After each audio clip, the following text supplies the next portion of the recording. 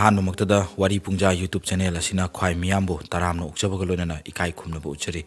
loinana channel asina ngasisu nungaigani khanba wari amakak khodol tamjage haiduna puraga lakchare nauriba channel asibu hena mai pakpa channel ama oinabagi damakta miyamna nungsibiduna like comment amadi share na chingba tawbiramu haba hamse thamjabo loinana South Korea da ko JOON hi kobi nupi macha amagi punsida thokiba yamna nungaitaba tasengba thaudo amagaki wari miyamgi mafamda lanthokchare South Korea gi JOON book koba state sida JOON ju si koba mafam amalei hariba mafamjida ko byungsik masagi chahi 38 aduga magi nupi li masagi chahi 33 hariba li je ko byungsik sina moigi oiba ko South Korea gi chatnabida moigi nat ki oiba culture gi oiba mongda luhongduna lawba nupi amadi nate adu mabani je masa yanaraba tungda ain gi oiba mateng dadi mabani je couple ama oina ayaba piraga sinana couple life da matai manaw ama oibagi yumban punsida khongda minaraba matungda moi ani gi yamna nungsirabi macha nupi ama 2012 gi matamjida phangjagi asumna moina phangliba macha nupi asigi mamingje mabani na ko JOON hi haina yamna nungsina macha nupi gi mingthon pibigi asumna ko JOON hi matamgi matung ina nonggi adum chawkhalaki mapung mari pharaki 2017 gi matamjida ko JOON hi masagi chahi manga chapchana sure hariba 2017 gi November gi tang 19 thangja numitida ko JOON hi je maki mayumdagi mafam khangdana mangi asumna ko JOON hi je kanana kidnap tawraga pugrino phagrino haibaje chapchaba mari makhong amata khangba ngamdana police tasu report tawdabida tumina leisingi sumaina leisingraba matungda ko JOON hi gi mabok aduga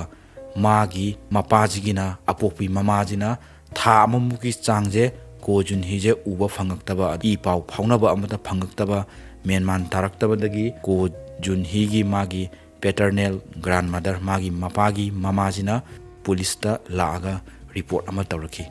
tawriba report se atai karimta nate tha amamuki maya uba phangdana pau I phaunadana kadaida leigrage kaidograge khangdana leigraba magi nauribi chahi manga khaktamak ngairibi magi masunupi jigi matangda report tawbu oiraki asumna maboksina report tawraba matungda police na magi mayumda laktuna wang pahong tawba hauki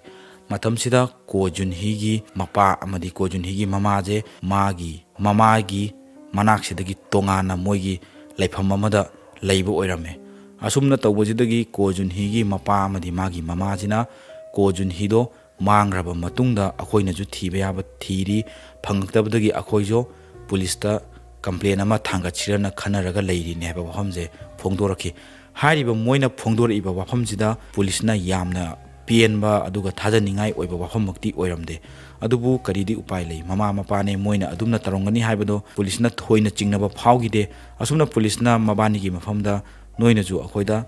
mateng tawro aduga akoigi site gi ju angamba mawongda ko JOON hina mangi jigi matangda maje phangnaba thirage aphamse asumna yasinaraga ko JOON higi matangda magi maramda khangnabgi damakta police na thigatpa haurakhi mataw asumna police na ko JOON hi je thina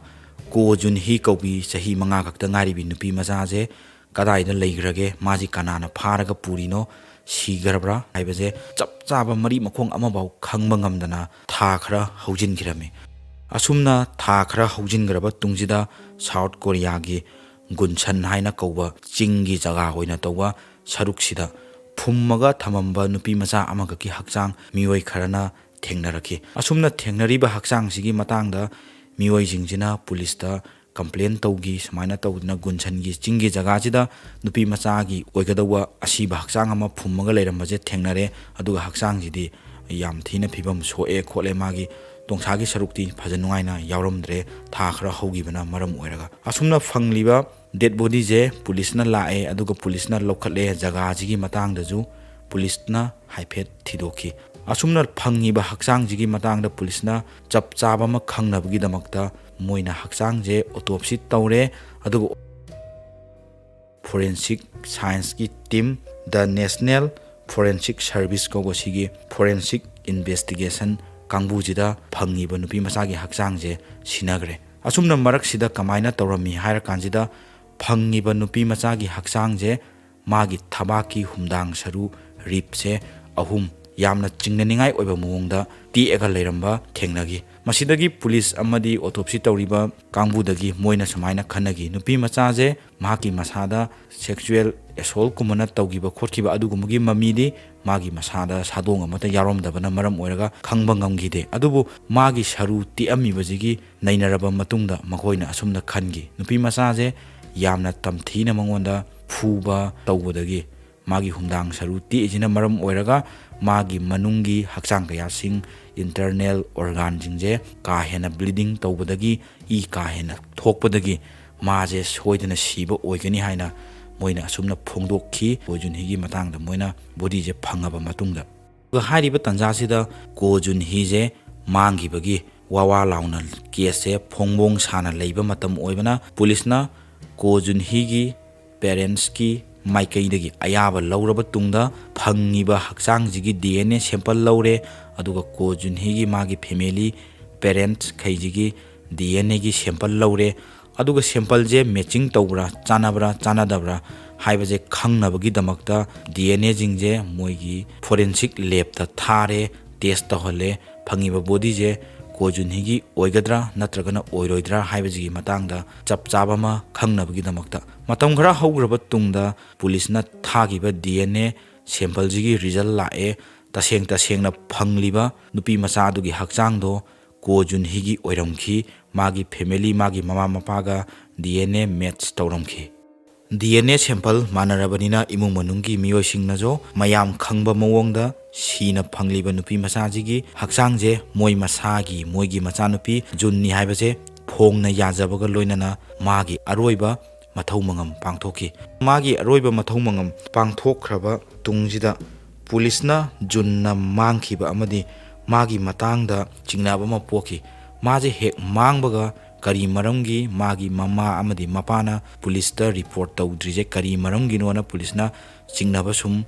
magi body phangaga magi aroiba mathau mangam pangthokpa loigraba matungda chingnaba phawa sum hengalaki masidagi police na amuk anirak subagi oina jungi matangda magi mama amadi magi mapada wahang pahang tawba horaki asumna wahang pahang tawba haurakpa matamjida mama amadi mapa anigi marakta chinkhumje khara manadaba asum yawba thengnaraki hariba matawjidagi police na chingnaba jungi mapa kobyung sikki mathakta chingnaba asum hengalaki masina maram oraga police ki custody da laknaba hairaba tungda police ki custody da laki asumna police ki custody yoroklaba matungda police na jungi mapagi mathakta wahang pahang tawba horaki matamjida mahak latla tawraga yamna chingnaba khumda yadabagi pangkhum khumba tasengna hangiba wahangduga thoidokna mari leinadaba hangmana ama khumbana ama tawbagi type magi pakhum khumba horaki matamjida police na mana khumliba pakhumje moida apenba oiramde sidagi police na torture tawraba matungda asengba khangnabagi damakta mangonda makha tana akanba wahang pahang tawba horaki asumna police na wahang pahang tawba matamsida jungi mapa ko biung siktagi wafam khara phungdoraki mahakna phongdorakpagi matung ina magi common law wife oina lauraga leiriba magi nupi li aduga li jigina mama Kim surname ne magi asengba maming di palamdre sumna Kim jina jungi mapa ko biung sik amadi mahaki machanupi li da junbu yumjidagi tongana thamginaba makhoiga punna leidanabagi wafamje makhoida hanjin matam pumbada hairaga lei haiba wafamje phongdoraki sisina maram oiraga magi manempok ki wa amadi linazu mahaki mama Kimgi waje lauraba matungda chahi manga khakta ngairibi nauribi machanupi sida mama amadi mapagi mafamdagi phangadawo minungsi ado pungkak chakholakpa matam sida pirakhide minungsigi mahuta mahaku tathita woina tawbiba asigumba mahakna taibangda khongdarakliba se mahaki mama mapagi minungsigi mahuta otpa naiba oina phanguro haina lakpa mapok amaga pangkhak oiki asumna manepoki wa lauraba tungda lina zo magi mamagi Kimgi wa lauraba tungda machanu pibu tathita woina tawbiba ngak leitana phubiba chaibiba asum tawdana June loinaraki June mangiba numit November gi tang 19 2017 gi numit sida kari thaudok thoki June gi mathakta makhoina kari tawgi habaje June gi mapa ko byung sikna asumna phongdoraki नुमिसिदा महाकना जुनबु यामना तमथीना मागी मखोंगी सरुक्ता यामना कन्ना हंजिन हंजिन काउकी असुमना काउबसिना मरम ओइरगा जुनगी खोंगी सरुदा यामना कन्ना सोकपदगी महाक लैमाइदा तागी माक हौगतुना चटपा ngamgide असुमना हौगतुना चटपा ngamद्रबा जुनजिगी मनाक्ता महाकी अपुक्पी mama ली चंगलक्लबा मतुंगदा जुनगी मसादा मेनमान तादना खुतुमना पंगथिनदा थिनबा अमदी मखोंगना यामना साफु कन्ना कन्ना मसिंग थिंगमदना कयारक काउखी हाइबसे जुनगी मपा को बियुंग सिकना पुलिसदा फोंदोरखी असुमना हाइदिबा नुमिसिदा महाक अमदी महाकी लोइनबिना मबानीगी नाइतोम फंगजबी सही नौरिबी मचानुपी जुनगी मथक्ता यामना तमथीना साफु कन्ना किन्ना थिनबा मखोंगना काउबदगी जुन महाकी हुमदांगी सरू ngasai autopsy tawuda tekhibodo hariba mabani na numisida yamna tati toina phubudagi tekpa oiramgi asumna maki sahi nauribi mahaki mathakta yamna akanba safu kawba thinba tawusina maram oirga maki humdang saru tekpa gaktana tana maki manungi organ kaya amazu sokhi masina maram oigar jun mahaki manatondagi I taraki aduga mahak wa ngang phawba ngamkhide aduga yamna waba mawongda mahaki mama amadi mapada ima baba ai sor honba yamna ware ising khitadi thakjage babahom se junna phongdoraki tawriba matawsida li amadi kobiyung sikna minungsi pokpagi mahutta kobiyung sik jungi mapana tonganba wakhanna mada makna khanbawraki makna kari khalle harakanda makna phongdoropagi matung inna magi machanupina tawriba mawongje yengba ngamdre masidi hatokhibna pharani na khanbadagi makna machanupi junbu henna tamthina otpa naiba tawraga hatokhi asumna hatlaba matungda dead body jigi matangda mina khangakani haibadagi mahaki tongana leiriba magi mama amadi magi apokpa mapada paw amata pidana magi nupigi mama magi manempokshigi wa lauraba tungda mahakna gunchongi jaga sida poroaga machanupi je phumjillaga thamamba oiramgi asumna thogdoksigi matangda police khangnar adi haibadagi makoina karamta haidoktana leiba oiraki हाइबा थौदोक्सिगी matangda मांगना फोंदोरपदगी police ngai mai hauna saraumi aduga हाइबा case से मतमदुदा newspaper दा कईदा हापा मतमदा south Korea की मियाम पुंबा angakpa nungai tabana sok loinamak chatnagi karino tawrije karamba mama mapano haiba wahaijina pumnin ningi asumna mahaki chinkhum taraba matungda pulisna angang amabu yamna tamthina otpa naiba amadi sibagi changbawo yongna phuduna angang hatpagi charge amaga loinana prosecutor amagi office da makhogi trial ase chathanabagi damakta pulisna moije sida transfer tawraki asumna moina angangje hatpagi matangda june gi tang 28 2018 gi numit sida thaudoksigi matangda ahanba oina trial chathaba hauki loinana prosecutor jina june gi mapa kobu mi hatpa amadi angangbu ot naiba sigi maralda punchi chupa phadok tanaba demand oina tawki adumakpu court na hariba demand je pibagi mahuta supnagi sahi kun khaki oiba phadok taraki haiba matawsida prosecutor asina mangonda piriba dandi je yamna matik chadaba mangonda penjadaba suma phaurakpadagi mahakna amuk marai yetuna apilama thangatuna hariba trial jigi matangda awai khum tongraduna marai yetnaduna adumak laiki sigi matungda Gwangju High Court na case asigi anisuba trial paigi court sida chathagi angakpa wafam amana aduga hairiba matamsida June gi parents ki maikeidagi makhoida piriba dandi je yamalle khara kakthabiyo haina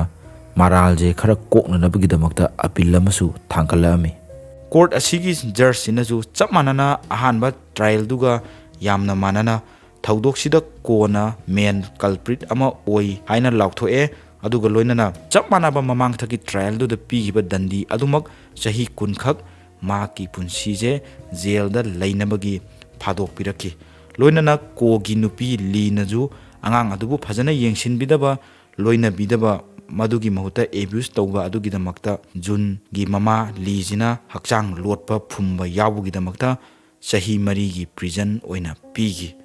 adubu hariba matawjida prosecutor je aduki matik pelamde asumna case gi matangda marai adum tawnaraga laaba tungda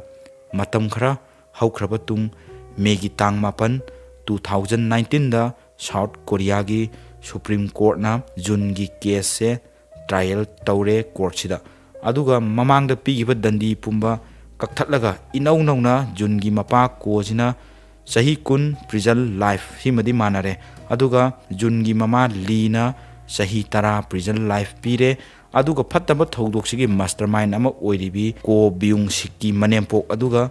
ꯖꯨꯟꯒꯤ ꯃꯃꯥ ꯂꯤꯒꯤꯅ ꯃꯃꯥ ꯑꯣꯏꯔꯤꯕꯤ ꯀꯤꯝꯁꯤꯅ ꯆꯍꯤ 4ꯒꯤ ꯐꯥꯗꯣꯛ ꯄꯤꯗꯨꯅ ꯃꯔꯥꯜ ꯌꯥꯖꯍꯟꯈꯤ ꯑꯗꯨꯒ ꯗꯟꯗꯤ ꯄꯤꯈꯤ ꯌꯥꯝꯅ ꯅꯨꯡꯉꯥꯏꯇꯦ ꯖꯨꯟꯒꯤ ꯃꯊꯛꯇ ꯊꯣꯛꯂꯤꯕ ꯊꯧꯗꯣꯛꯁꯦ ꯋꯥꯔꯤꯁꯤꯗꯒꯤ ꯑꯐꯕꯈꯛ ꯂꯧꯁꯤꯟꯕꯤꯌꯨ ꯑꯗꯨꯒ ꯀꯅꯥꯒꯨꯝꯕ ꯅꯠꯇ꯭ꯔꯒ ꯀꯅꯥꯒꯨꯝꯕꯤ ꯑꯃꯗ ꯀꯥꯏꯒꯗꯧꯕ ꯋꯥꯈꯜꯂꯣꯟꯗꯨꯗꯤ ꯂꯧꯁꯤꯟꯕꯤꯒꯅꯨ ꯍꯥꯏꯕ ꯋꯥꯐꯝ ꯑꯁꯦ ꯊꯝꯖꯕ ꯂꯣꯏꯅꯅ ꯋꯥꯔꯤꯁꯦ ꯅꯨꯡꯉꯥꯏꯕꯤꯔꯒꯗꯤ ꯃꯌꯥꯝꯅ ꯆꯦꯅꯦꯜ ꯑꯁꯤꯕꯨ ꯂꯥꯏꯛ ꯀꯃꯦꯟ ꯑꯃꯗꯤ ꯁꯤꯌꯥꯔꯅꯆꯤꯡꯕ ꯇꯧꯕꯤꯗꯨꯅ ꯃꯥꯏ ꯄꯥꯛꯄ ꯌꯨꯇꯨꯕ ꯆꯦꯅꯦꯜ ꯑꯃ ꯑꯣꯏꯍꯟꯕꯤꯅꯕ ꯂꯝꯕꯤꯗ ꯆꯤꯡꯁꯤꯟꯕꯤꯔꯝꯃꯨ ꯍꯥꯏꯕ ꯋꯥꯐꯝ ꯑꯁꯦ ꯊꯝꯖꯕ ꯂꯣꯏꯅꯅ ꯉꯁꯤꯒꯤꯗꯤ ꯃꯌꯥꯝ ꯀꯥꯏꯅꯔꯁꯦ ꯃꯊꯪꯗꯁꯨ ꯅꯨꯡꯉꯥꯏꯕ ꯋꯥꯔꯤ ꯑꯃ ꯄꯨꯔꯒ ꯂꯥꯛꯆꯒꯦ